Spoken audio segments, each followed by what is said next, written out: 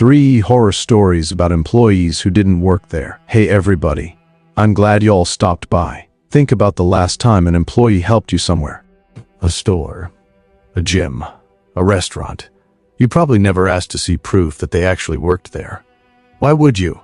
They're wearing the uniform, they know where everything is. They act like they belong. So you trust them. But tonight, I've got 3 stories about people who received perfectly normal customer service from employees who apparently didn't work there. Whether these stories are true, I'll let y'all decide. Story 1. We don't open until 7. This happened to me in the spring of 2024. At the time, I was working maintenance at a manufacturing plant, and my shift started at 7 in the morning. That meant I was usually out of the house before most businesses were even open. One morning, I needed to stop at a pharmacy on the way to work. Nothing serious. My allergies had been tearing me up for several days, and I'd run out of medicine the night before. There was a pharmacy about 5 minutes from my house. I'd been there plenty of times. I knew they opened at 7, but I figured I'd drive by anyway. Maybe they opened earlier than I remembered. I pulled into the parking lot at exactly 6:13 a.m. There were only 2 cars. One was parked way over near the side of the building. The other looked like it had been sitting there overnight. The lights inside the pharmacy were on. That surprised me. Then I noticed something else. One of the big glass panels beside the entrance was broken, not completely shattered, but there was a large hole near the bottom and cracks running almost all the way to the top. I remember sitting in my truck thinking, what the hell happened here? I almost drove away. Then I saw somebody moving inside. A man. He was wearing what looked like the store uniform. Dark pants, blue polo, name badge, keys clipped to his belt. He disappeared behind one of the aisles. So I figured employees were already there. Maybe somebody had broken the window overnight, and they were cleaning up. I walked toward the entrance. The automatic doors opened. That was all the confirmation I needed. I stepped inside. Hello? The store was quiet, no music, no announcements, just that humming sound from the refrigerators along the back wall. Then the employee appeared from the end of an aisle. Morning? Y'all open? He smiled. Not technically. I looked back toward the doors. Oh, sorry. They opened, so I thought, no, you're fine. He waved me farther inside. We don't open until 7, but you're already here. What do you need? I told him allergy medicine. He immediately said, Aisle 9. Then he started walking. Come on, I'll show you. I followed him.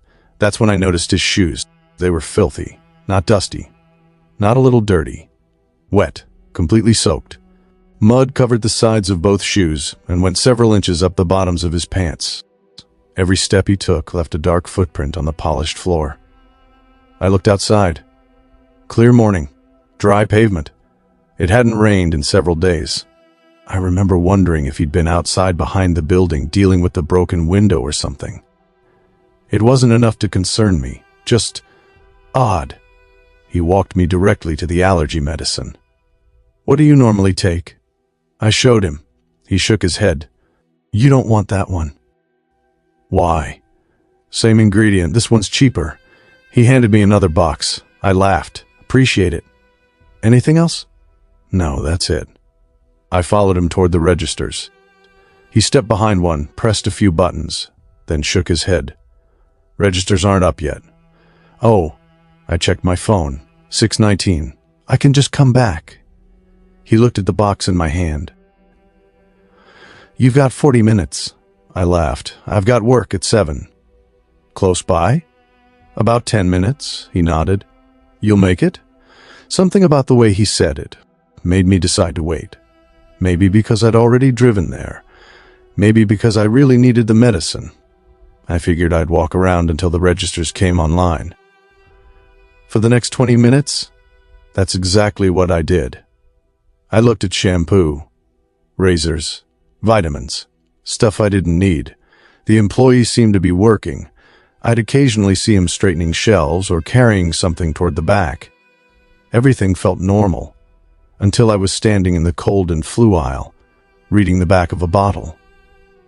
A voice said directly behind my ear, That's not the one you want." I jumped so hard I nearly dropped it. I spun around. The employee was standing, maybe a foot behind me. "Jesus, man." He smiled. "Sorry, you scared the hell out of me." He looked at the bottle. "That'll make you drowsy." I stared at him for a second. I hadn't heard him walk up. Nothing. And with those wet shoes, I should have heard something. I laughed nervously. "You're going to give somebody a heart attack sneaking up like that." He didn't laugh. He just took the bottle from my hand, put it back on the shelf, and walked away. Wet footprints followed him down the aisle. I checked my phone again. 6:37, 23 minutes until opening. I started getting uncomfortable. Not scared, just ready to leave. I walked toward the front to see if maybe the register worked yet. Nobody there. "Hello?" No answer. I waited, then decided I'd just put the medicine back and leave. As I turned, he was standing at the end of the aisle, watching me. I hadn't heard him. Again, "You leaving?" "Yeah, I really need to get to work." He started walking toward me. "You've got time." Something about that sentence bothered me. I'd rather just come back. He kept walking, wet shoes, dirty footprints, that same friendly expression. "You waited this long." I backed up slightly. "Yeah, I know, it's fine." He stopped for a few seconds. Neither of us said anything. Then he smiled. "Register should be ready soon," and walked away. I remember thinking, this guy is weird. That was it. Not dangerous. Not supernatural. Just weird. I decided I'd give it 5 more minutes. Then I was leaving. At 6:58 a.m., heard keys rattling at the front entrance. I actually felt relieved. 2 employees walked through the doors. A woman and a younger guy, both wearing the exact same blue polo as the man who'd been helping me. The woman looked at me, stopped, then looked toward the broken window. Her face changed immediately. "Who are you?" I held up the allergy medicine. "I'm just waiting for y'all to open." She didn't move. "We're closed." "I know. Your coworker said the registers would be up at 7. The younger employee looked at her, then at me. "What coworker?" I pointed toward the back of the store. "The guy who's been helping me for the last 45 minutes. Neither of them said anything. The woman slowly reached into her pocket for her phone. Then she asked me, "Sir, how did you get inside this building?" I pointed toward the entrance. The doors opened. The woman looked at the younger employee. "No, they didn't." "Yes, they did. They don't turn on until we get here." I could hear the frustration creeping into my own voice. "I don't know what to tell you." I walked up. The doors opened. "Your employee let me stay inside." "We don't have an employee here." "Yes, you do." The younger guy stepped closer. "What did he look like?" I described him, probably in his 50s. Thin, short dark hair with some gray, blue store polo, black pants, name badge, keys hanging from his belt, and then I mentioned his shoes were soaking wet. The woman stared at me. "What?" "His shoes, they were covered in mud." I pointed toward the floor. "There, look." We all looked down. The footprints were still there. Dark, wet, muddy prints leading away from the registers. The younger employee walked toward them. He crouched, touched one, then looked at the woman. "It's wet." That was the first moment I saw uncertainty on either of their faces. I said, "That's what I've been trying to tell you." The woman still didn't trust me, and honestly, I couldn't blame her. She told me to stay where I was, then she and the younger employee backed away. I heard her whisper, "Call the police." "What?" "Sir, please stay there." "I'm not going anywhere." But now I was getting scared for an entirely different reason. There was a broken window. I was inside a closed pharmacy.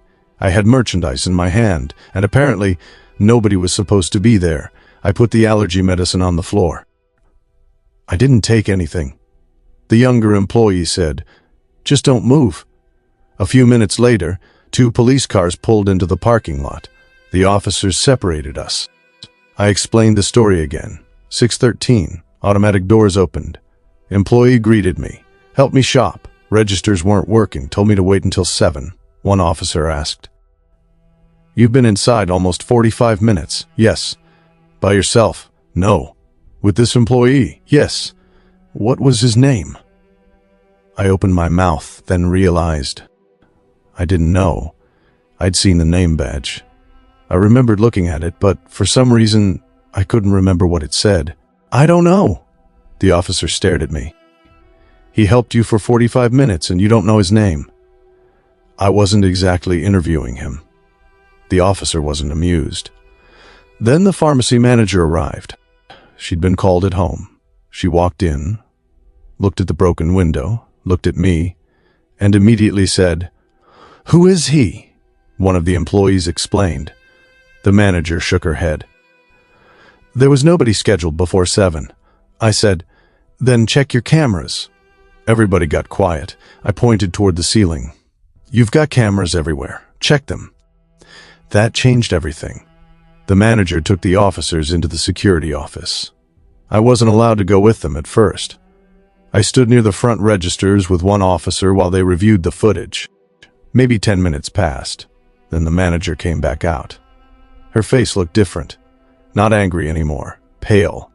She looked at me and said, "You need to come see this." The security footage showed the front entrance. Timestamp. 6:12:48 a.m. empty lobby. Then me. I walked toward the doors. At 6:13:02, the automatic doors opened. I stepped inside. I actually laughed. "There, see?" Nobody answered. The manager switched cameras. Aisle 3. There I was, standing near the entrance. Then the man walked into frame. Blue polo, black pants, keys, exactly as I'd described him. The officer looked at the manager. "That's your uniform?" "Yes." "Employee?" "No." The footage continued. The man walked with me toward aisle 9. He handed me the allergy medicine. Talked to me. Walked toward the registers. Everything. I felt this enormous sense of relief. "I told you." The officer nodded. "You did." For the first time since the employees arrived, nobody looked at me like I'd broken into the place. Then we reached the cold and flu aisle. The manager sped through the footage. "Wait." I pointed at the monitor. "Go back." She rewound it. There I was, standing alone, reading the bottle. Then the man entered the aisle behind me. I watched him approach. Slowly, one step at a time. He stopped directly behind me, much closer than I remembered. His face was maybe 6 inches from the back of my head. He wasn't looking at the bottle. He wasn't looking at the shelf. He was looking at me. The manager paused the video. Nobody spoke. I said, "That's when he scared me." She pressed play. For almost 20 seconds. He stood there. I had no idea. He didn't move, didn't look around. He just stared at the back of my head. Then he leaned forward. That's when the footage showed me jumping. The officer quietly said, "What the hell?" I felt sick watching it, because when it happened, I'd thought he'd simply walked up behind me. Watching the footage made it look completely different. Like he'd been studying me? We continued. At one point, I was looking inside one of the refrigerated drink cases. The employee appeared behind me again. I remembered that moment. I'd closed the glass door, seen his reflection, and nearly jumped. On camera, he had followed me from 2 aisles away, then stood directly behind me, waiting for me to notice him in the glass. The officer stopped the recording again. "Do you know this man?" "No." "Ever seen him before?" "Never." They took a still image of his face. The manager sent it to other employees. Nobody recognized him. Then one of the officers noticed the footprints. On several cameras, you could actually see them, everywhere the man walked. Wet prints appeared behind him. The officer said, "Let's figure out where he came from." They started going backward through the footage. Aisle 9, stockroom, back hallway. The footprints continued. Then, they didn't. At 5:47 a.m., man was standing near the rear stockroom. The camera hadn't captured him walking there. One moment, the hallway was empty. The next, he was standing in it. The officer rewound it, played it again. Same thing. Empty. A tiny glitch in the video. Then, him. The manager checked the rear entrance. It had never opened. The alarm hadn't been disabled. No motion sensor had activated. Nothing. Then the younger employee asked, "What about his shoes?" The officer looked at him. "What about them?" "They're soaked." The employee pointed toward the monitor. "Where'd the water come from?" The manager said. "It hasn't rained since Tuesday." Nobody answered. The police followed the muddy footprints through the store. They could trace them through almost every aisle he'd walked, but when they reached the back hallway, the prints simply stopped. There were no footprints showing where he'd originally come from, only where he'd gone. Police eventually determined that I had nothing to do with the broken window. The security footage clearly showed me arriving long after it had been damaged. They never figured out who the man was. The pharmacy gave police copies of everything: his picture, the footage, the timestamps. As far as I know, nobody ever identified him. The broken window was replaced. The automatic doors were inspected, and according to the manager, they shouldn't have opened for me. The system was still in overnight mode when I arrived. I was late for work that morning. My supervisor didn't believe the story until I showed him the police report. For several months, I avoided that pharmacy. Eventually, I went back. Different employees, new front window, everything normal, but I couldn't stop looking at the floor, thinking about those wet footprints. People always ask me what I think that man was. I don't know. A burglar?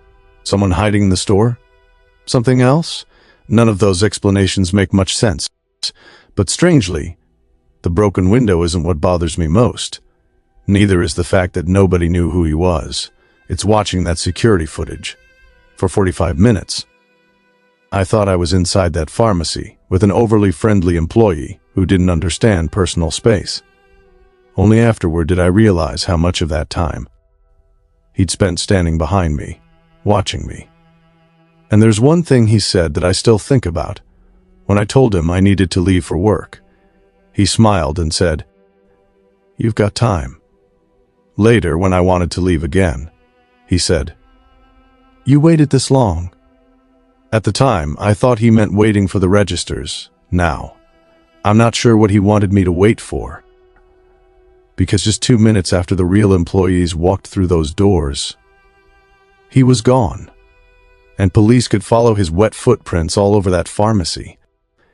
They just couldn't find where they started. Story 2. Closed Sundays. This happened to me in the summer of 2023. My wife and I had just bought our first house in a small town in Mississippi. We'd spent most of our lives in bigger cities, so moving somewhere with an actual historic downtown was new to us. And honestly, we loved it. Old brick buildings, huge oak trees, churches that had been standing for more than 100 years. There were historical markers everywhere. My wife used to make fun of me because I stopped to read every single one. I don't know. I just liked knowing what had happened in a place before I got there, who lived there, what buildings used to be. All that stuff. Our house was old too. Not historic landmark old, but old enough that every simple home improvement project seemed to uncover another problem. One Sunday afternoon, I was replacing some plumbing underneath the kitchen sink. I thought it would take 20 minutes. 3 hours later, I had half the cabinet emptied onto the kitchen floor, 2 trips to a big box hardware store behind me. And somehow, I still had the wrong fitting. My wife finally said, "There's that little hardware store downtown." I looked it up on my phone, about 8 minutes away. The online listing showed hours, but I couldn't tell whether they were accurate for Sunday. I figured I'd drive over. Worst case, it was closed. The store was called Killdeer Hardware. I'd driven past it before, but never gone inside. It occupied one of those old buildings that looked more like a house than a business. 2 stories, deep front porch, tall windows, weathered brick. The hardware store sign looked relatively new, but the building itself definitely wasn't. I parked along the street. There weren't any other cars nearby. As I walked toward the entrance, I noticed a bronze historical plaque mounted beside the front steps. Of course, I stopped to read it. It said, "Old Nathaniel Killdeer House, built 1867, residence of the Nathaniel Killdeer family, 1867 to 1878. Local historic landmark. I smiled. Another one. I actually took a picture of it with my phone. I'd gotten into the habit of doing that since moving there. I remember thinking, I'll look these people up later. Then I walked onto the porch. That's when I saw the sign hanging inside the front door. Closed Sundays. Damn. I turned to leave. Then, a light came on inside. I looked through the glass. There was an older woman standing behind the counter, probably in her 60s. Gray hair pinned neatly behind her head. Long dark dress, white apron. At first I thought maybe she was cleaning, then she looked directly at me, smiled, and waved. I pointed toward the closed sign. She walked around the counter, came to the door, and unlocked it. "What do you need, sweetheart?" I laughed. Apparently something I can't find anywhere else. "Well, come on." She held the door open. "We're here." I stepped inside. The place was incredible. It didn't look like one of those giant hardware stores. Wood floors, tall shelves, old wooden drawers behind the counter, tools hanging from hooks, some modern products mixed with things that looked like they'd been sitting there for 50 years. The place even smelled old. Wood, dust, metal. I explained what I was doing underneath my kitchen sink. She listened, then asked, "What street?" I told her. Her face changed, not scared, more like recognition. "Which house?" I gave her the number. She smiled. "Oh, you know it?" "I know that house," I laughed. "Everybody around here seems to know everything." She walked toward the plumbing aisle. "Still have that little pantry underneath the stairs?" I stopped. "Yeah." She kept walking. "And the narrow window beside the kitchen." "Yeah." She glanced back at me. "Always liked that window." I assumed she knew the previous owners. "How long have you lived around here?" She didn't answer. Instead, she pulled open one of the little wooden drawers, looked through several fittings, then handed me one. "This is what you need." I compared it to the picture I'd taken underneath my sink. It looked right. "You're good." I thanked her. Then she said, "And don't use that left shutoff." I looked up. "What?" "Underneath your sink." She pointed toward the fitting. "The valve on the left." I stared at her. "How do you know what valves are under my sink?" She smiled. "That one sticks." I laughed awkwardly. "Yeah, this house has all kinds of little surprises." She nodded. "Always has." That sentence stuck with me. But before I could ask anything else, she started walking toward the counter. I followed. Halfway there, she suddenly stopped, turned around, and looked at my face. Really looked at it. Then she asked, "Where's your handkerchief?" "My what?" "Your handkerchief." I checked my pockets. "I don't carry one." Her expression became concerned. "You should cover your mouth." I laughed. "Why?" She lowered her voice. "Yellow fever is getting bad." I didn't know what to say. I'd obviously heard of yellow fever. But if you'd asked me when it happened, how people caught it, or anything beyond the name, I couldn't have told you. I figured maybe she was talking about the history of the building. "You mean back when this place was a house?" She looked confused. "No." Then she pointed toward the front windows. "It's getting bad now." For the first time since I'd entered, I felt uncomfortable, not terrified, just like we weren't having the same conversation. I tried to laugh it off. "Yellow fever, huh?" She nodded. "Folks aren't taking it seriously enough." "Well, I'll have to look into that." "You should." She reached beneath the counter and pulled out a handkerchief. Plain white cloth. She offered it to me. "Take this." I hesitated, then took it. "Thank you." She smiled again, immediately warm, like the strange moment hadn't happened. She rang up the fitting on an old register. Not antique looking, actually old, big buttons, mechanical drawer. The total was only a few dollars. Then she said, "Cash, please." Luckily, I had some. I handed her a 10. She gave me change and a small paper receipt. As she handed it to me, I finally realized something. I'd never asked her name. "I'm sorry, what was your name?" She smiled. "Elizabeth." "Elizabeth what?" She looked toward the historical plaque outside, then back at me. Killdeer, I laughed. Oh, so this is your family's place. She smiled. You could say that. I thanked her again, put the fitting in my pocket, and headed toward the door. Just before I stepped outside, Elizabeth called after me.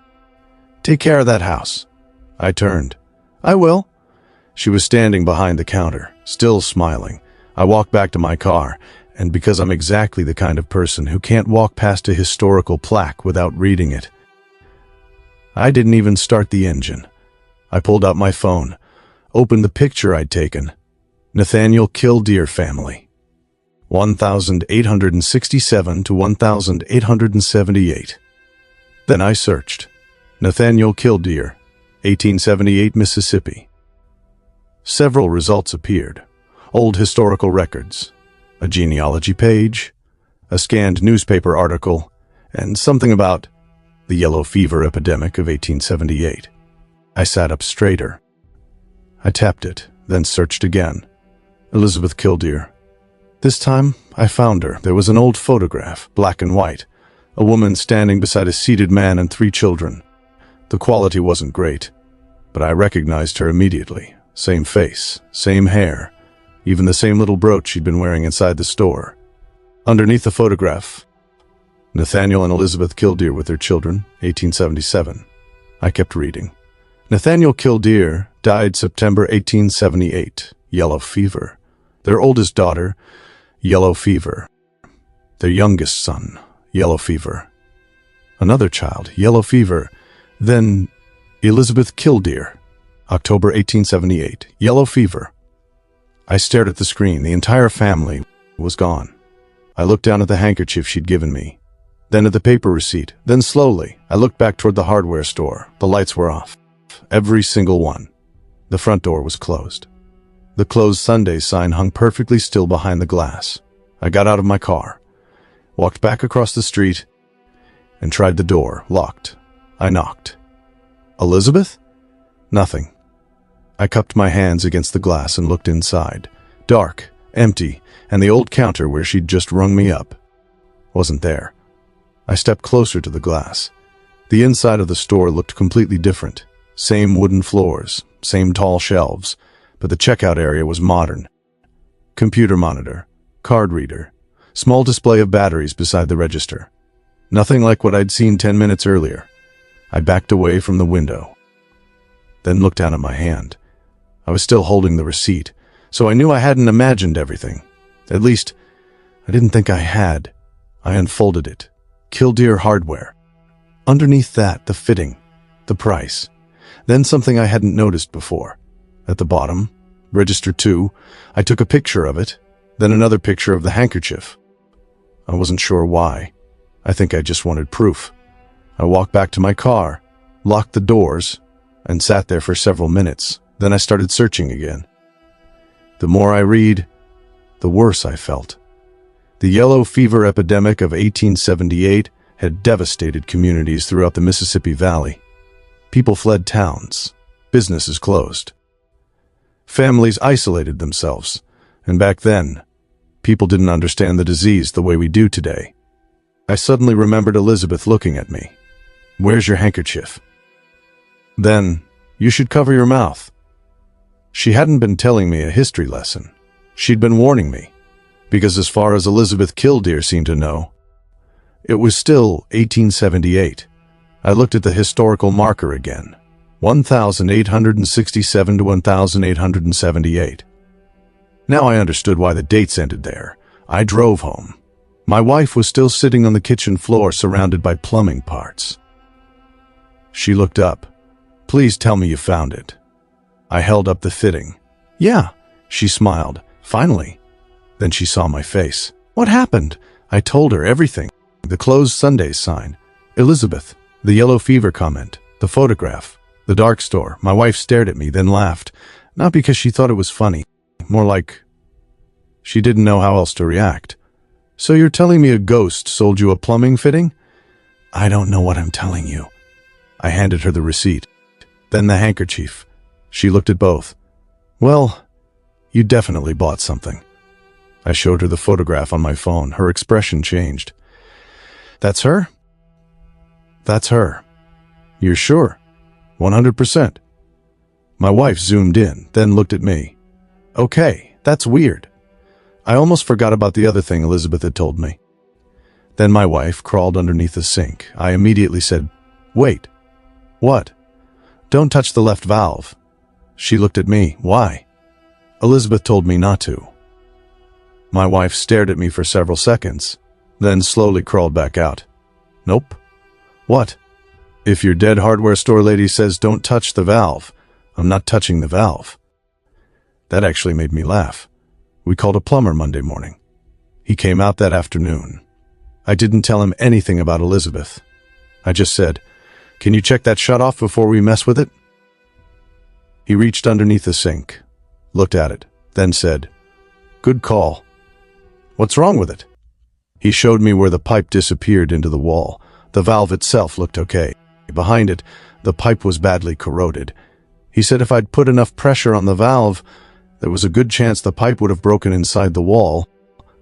At minimum, we would have had water everywhere. Possibly a much bigger repair? I asked him. Could somebody tell that just by looking at the valve? He shook his head. Not really. Then he asked, why? I said, lucky guess. That afternoon, I went back to Killdeer Hardware. This time, the parking spaces were full. People were coming and going. The open sign was lit, and the moment I stepped inside, I knew. This was the store I'd seen through the window Sunday after Elizabeth disappeared. Same modern checkout counter. Same computer. Same card reader.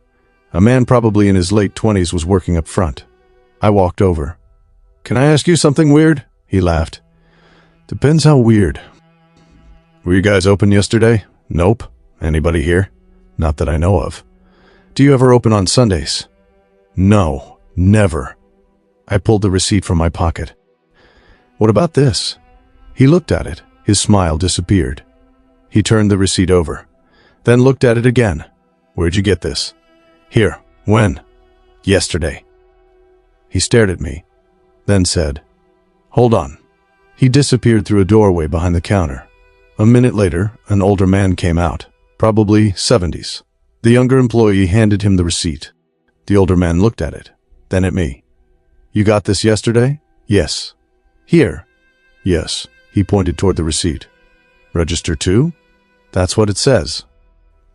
He looked toward the front of the store, then said, We haven't had a register to since I was a kid. My stomach dropped. I asked, How long has this place been a hardware store?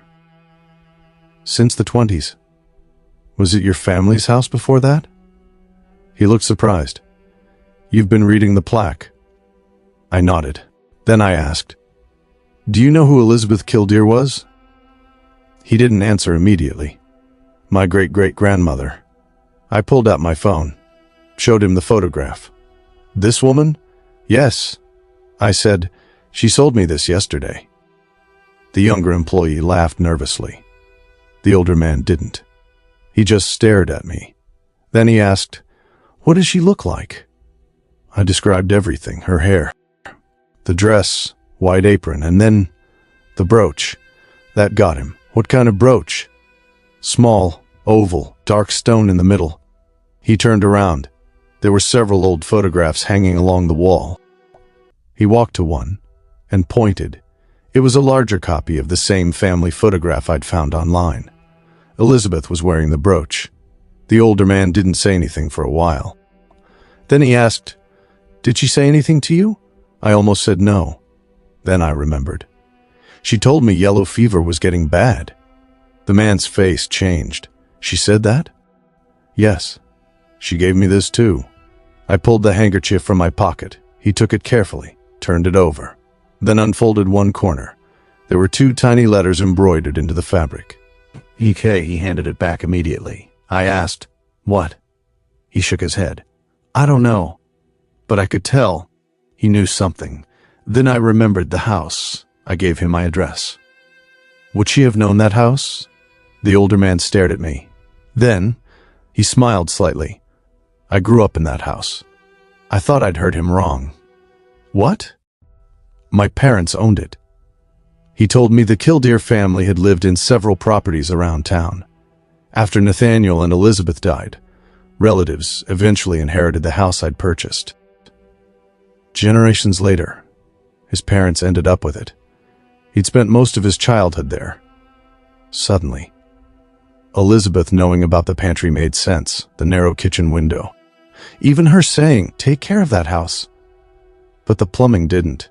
Our kitchen had been remodeled long after Elizabeth died. That left shutoff valve wasn't from 1878. It wasn't even particularly old. There was no way she could have known it was failing. The older man couldn't explain that either.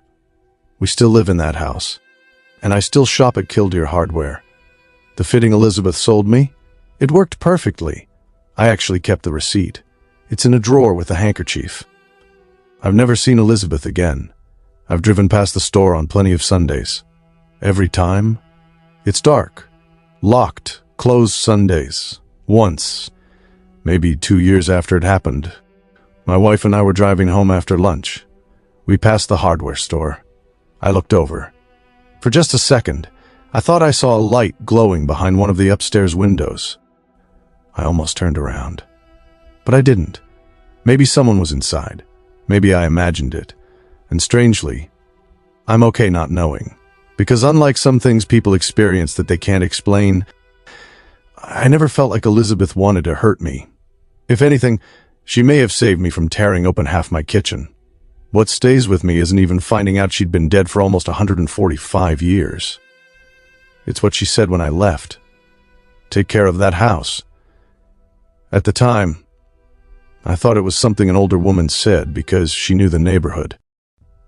Now, whenever something breaks, whenever we repaint a room, whenever my wife and I talk about how long we might live there, I think about Elizabeth, about Nathaniel, about their children, about a family that lived through the summer of 1878 without knowing they wouldn't all make it to winter.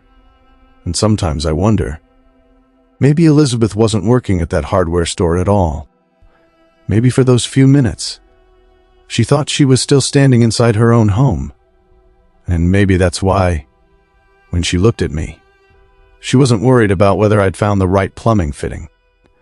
She was worried that I wasn't wearing a handkerchief. Story 3. Your trainer doesn't work here. This happened to me in January of 2025. And yeah, I was one of those people. New year. New me. At least, that was the plan. I'd just turned 34. I was heavier than I'd ever been. I sat behind a desk all day. A flight of stairs was starting to feel more like exercise than it should have. And I'd gotten really good at telling myself, I'll start Monday. Eventually, I ran out of Mondays. So on January 3rd, I joined a 24-hour gym about 10 minutes from my apartment. I'd never been comfortable in gyms. Everybody else always seemed to know exactly what they were doing. What machine to use? How much weight? How many repetitions? Meanwhile, I'm standing there trying to figure out which direction I'm supposed to sit on something. That's why I went late, usually around 10:30 or 11 at night. There might be 6 or 7 people in the entire place. Nobody paid attention to me, which was exactly what I wanted. For the first week, I mostly used the treadmill. Maybe a few machines. Then I'd leave. One night, I decided to try the free weights. Bad idea. I was sitting on a bench, trying to adjust it, when somebody behind me said, "First week?" I turned around. A guy was standing there, probably early 40s, great shape, black athletic pants, gray polo with the gym logo embroidered over the chest. Name badge, Marcus. He had one of those tablets trainers carry around. I laughed. "Is it that obvious?" He smiled. "Only because everybody starts the same way." There was something immediately comfortable about him. He wasn't one of those trainers who made you feel stupid. He adjusted the bench, showed me where my hand should go, then watched me do a few repetitions. Too much weight. "I can handle it." "You can move it." He shook his head. "That's different from handling it." I laughed. "Fair enough." He took some weight off, then showed me how to do it properly. Afterward, he asked what I was trying to accomplish. "Lose weight." "How much?" Probably 50 pounds. He nodded. Good. I expected him to start selling me personal training sessions. Instead, he said, come back Wednesday. I looked at him. Do I need to sign up for something? No. Pay you? Nope. He smiled. Just show up. I figured maybe the gym gave new members a few free sessions. So, Wednesday night, I came back. Marcus was there. He'd already written out a workout. Nothing crazy. Chest, back, some cardio. He showed me everything, corrected my form, kept track of the weight. When I finished, I was exhausted. Marcus looked at me and said, Friday. I laughed. You always this bossy? Only when people need it. And somehow, I went back Friday. That became our routine, 3 nights a week. Usually around 11, Marcus would be there, sometimes near the front desk, sometimes walking the floor, or sometimes I'd arrive and wouldn't see him anywhere. Then I'd start warming up, and he'd suddenly appear beside me. Let's go. I never thought much about that. He worked there. At least, I thought he did. And the annoying thing was, Marcus was good, really good. Within a month, I'd lost 12 pounds. My clothes fit better. I was sleeping better. I wasn't getting winded walking upstairs anymore. People at work started noticing. One coworker asked, Personal trainer? I said, Kind of. Because technically, I'd never paid Marcus anything, never signed a contract, never booked an appointment. He just helped me.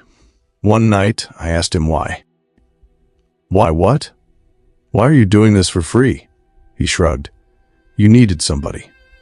That doesn't pay your bills, Marcus smiled. Not everything's about money. At the time, I thought that was a pretty cool answer.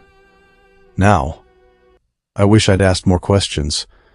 The first thing that bothered me happened sometime in February. I came in after a terrible day at work, barely slept the night before, ate fast food for lunch, almost skipped the gym completely. Marcus was waiting near the dumbbells. He looked at me and said, You didn't sleep. I laughed. Is it that obvious? You look tired. Feel tired? He handed me a dumbbell, then said, And you ate terrible today? I looked at him. What? You heard me. How would you know what I ate? He smiled. I know my clients. I laughed. I'm not your client. His smile faded, only for a second. Then he said, You are when you're here. That bothered me, not enough to leave, but enough that I remembered it. Another night, my shoulder started hurting, old injury from years earlier. Marcus immediately said, Don't push that left shoulder. I stopped. How'd you know it was my left? He shrugged. You favor it? Maybe. That made sense. Then he said, Still giving you trouble from that fall? I stared at him. What fall? Marcus looked confused. The one where you hurt it. I'd injured that shoulder falling off a ladder almost 8 years earlier. I'd never told Marcus that. At least, I didn't remember telling him. How do you know I fell? He stared at me for a second, then smiled. You talk more than you think. Maybe I did. I tried to let it go. And honestly, the results made it easy to ignore things. 20 pounds, then 25. I was getting stronger. For the first time in years, I actually looked forward to exercising. Marcus would push me harder than I would have ever pushed myself. Sometimes, too hard.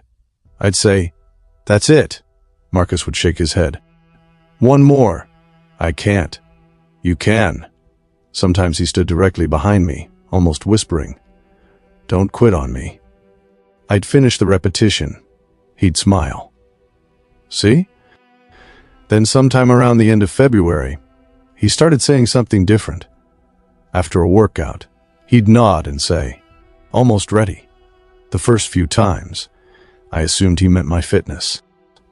One night I finally asked, Ready for what? Marcus smiled. You'll know? I laughed. No, seriously. Keep working.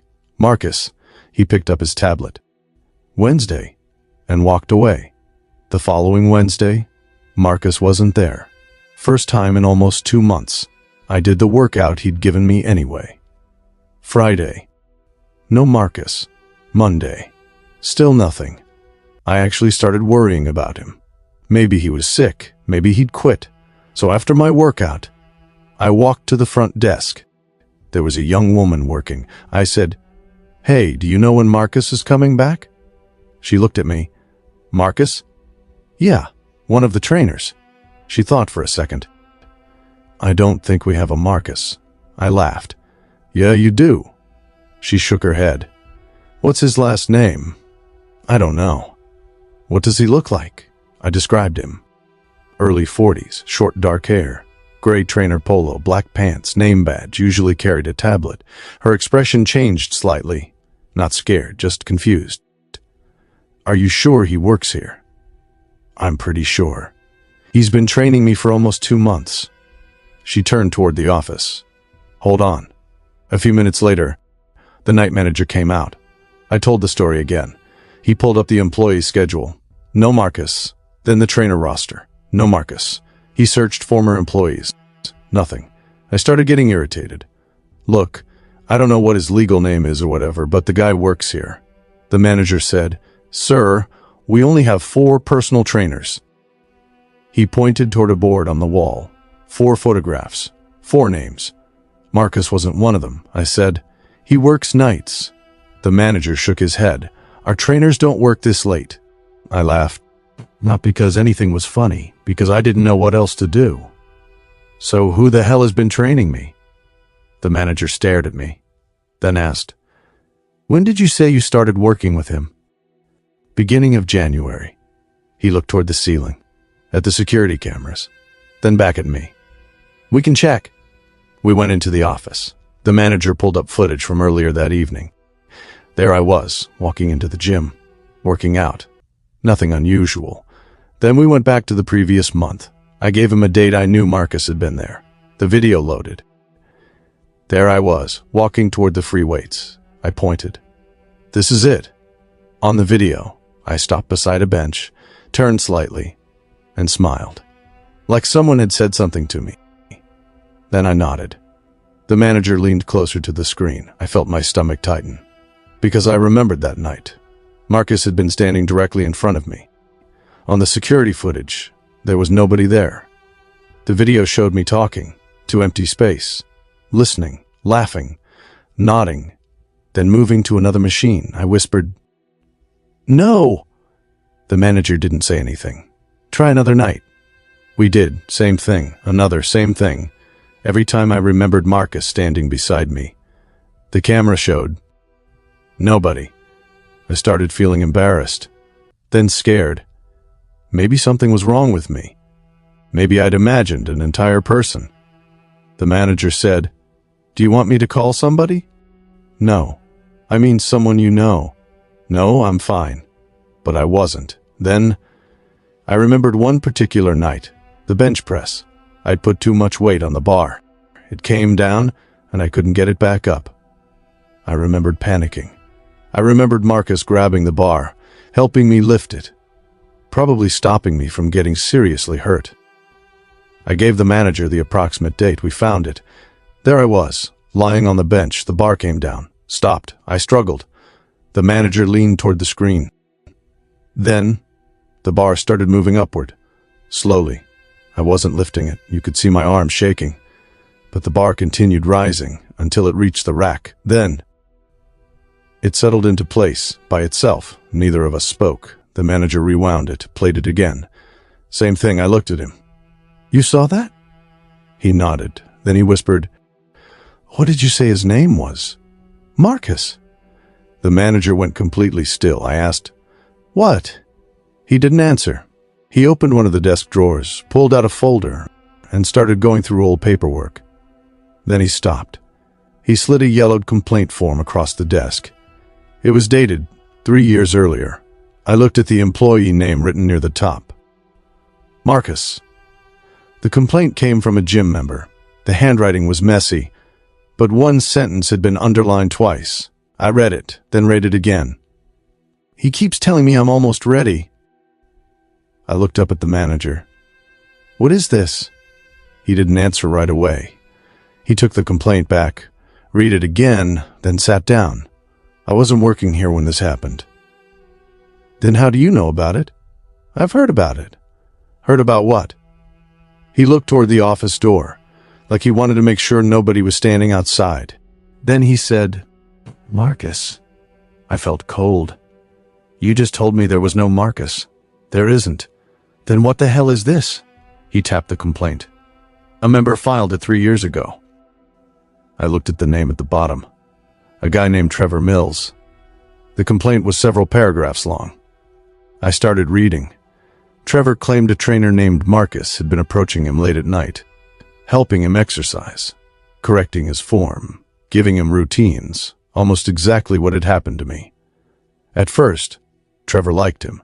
Then Marcus became aggressive, wouldn't let him leave early, kept adding weight, kept telling him, "Don't quit on me." I stopped reading. "That's what he says to me." The manager nodded. I kept going. Near the bottom, Trevor wrote, "I told Marcus I don't want his help anymore. He keeps showing up when I work out. He keeps telling me I'm almost ready. I don't know what that means." I looked at the manager. What happened to this guy? He canceled his membership. When? Few days after that. Did anybody talk to him? I don't know. Like I said, I wasn't here. I handed the complaint back. "So this has happened before?" He didn't answer. I pointed at the paper. "This proves it. It proves somebody complained about a guy named Marcus, who looks exactly like the guy I've been seeing." "Does it say what he looks like?" I checked. It didn't. That bothered me, maybe, somehow. It was a coincidence. Then the manager stood. "Wait here." He left the office. I didn't want to wait there. I wanted to go home, but maybe 5 minutes later, he returned carrying another folder. He dropped it on the desk. "This one's older. The complaint was dated 2018, different member, different handwriting, same problem. A trainer who approached him late at night. The name? Marcus." I scanned the page, then found the sentence. "He says I'm almost ready."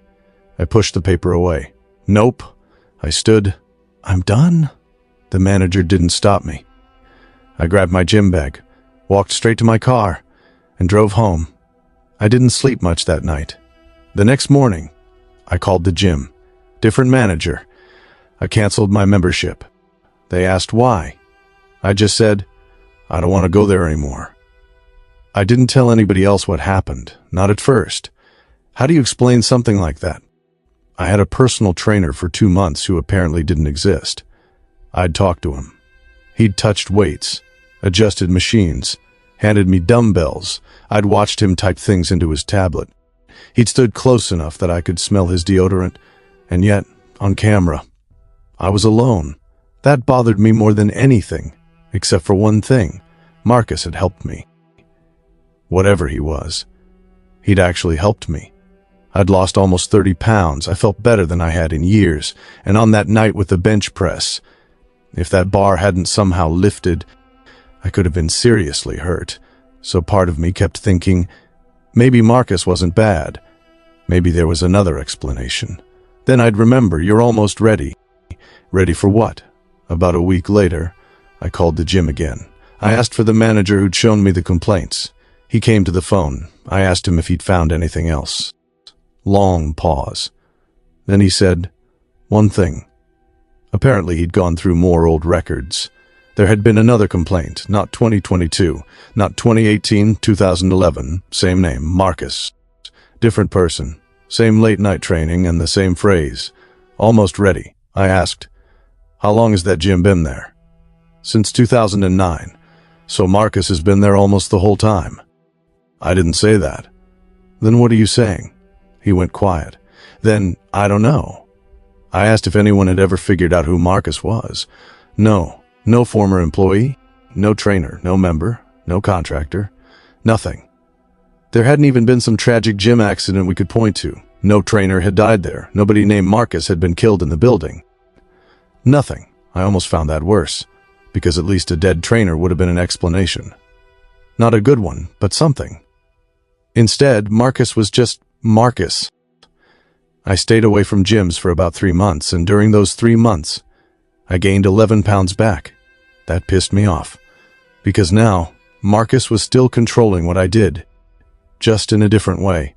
So I joined another gym, completely different company, other side of town. I started going during the afternoon, lots of people, bright lights, no late-night workouts, and I used the routine Marcus had given me.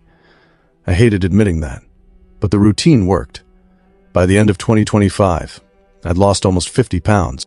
I was stronger, healthier, more confident, and eventually, I stopped thinking about Marcus every time I walked into a gym.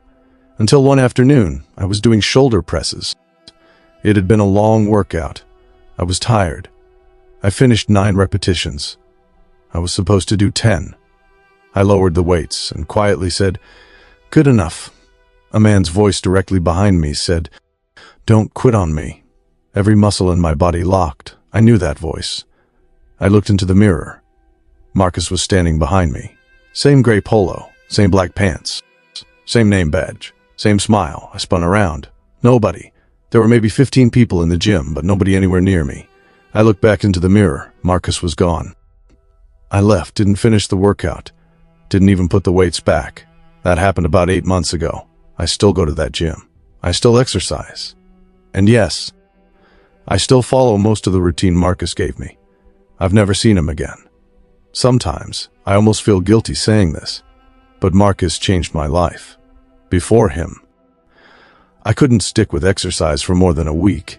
He pushed me. He taught me. He probably stopped that bar from hurting me. So people ask me, if Marcus appears again, would I run? I don't know. That's what bothers me. Because part of me would want to ask him one question.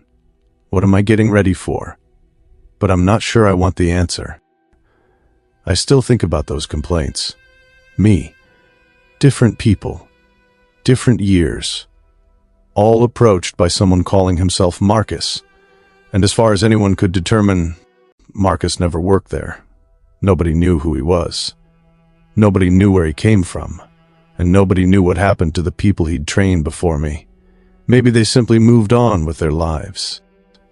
Maybe they got healthy, canceled their memberships, and never thought about him again. That's what I choose to believe. But sometimes, when I'm working out alone, I'll catch myself looking into the mirror, not at myself, behind myself, and every time I finish a set, there's a tiny part of me waiting to hear his voice. Almost ready. That's it for tonight, everybody. 3 customers, 3 employees who seemed completely legitimate, and 3 encounters that became much harder to explain once somebody finally asked a very simple question. Does that person actually work here? A pharmacy employee who was already inside a locked store, with soaking wet shoes and nowhere for the footprints to begin. Elizabeth Killdeer, still helping customers on Sundays, almost 145 years after yellow fever took her family. And Marcus, a personal trainer who apparently has clients, but no employer. Maybe that's what makes these stories uncomfortable. We don't normally question people who look like they belong somewhere. They've got the uniform, the name badge. They know exactly what they're doing. And sometimes, that's all it takes for us to trust them. So the next time somebody walks up and says, "Can I help you?" maybe take a second look at that name badge. And until next time, keep the fires burning. I'll tell the stories, if you'll stay scared. You're watching the Stories That Scare channel. There is no turning back now.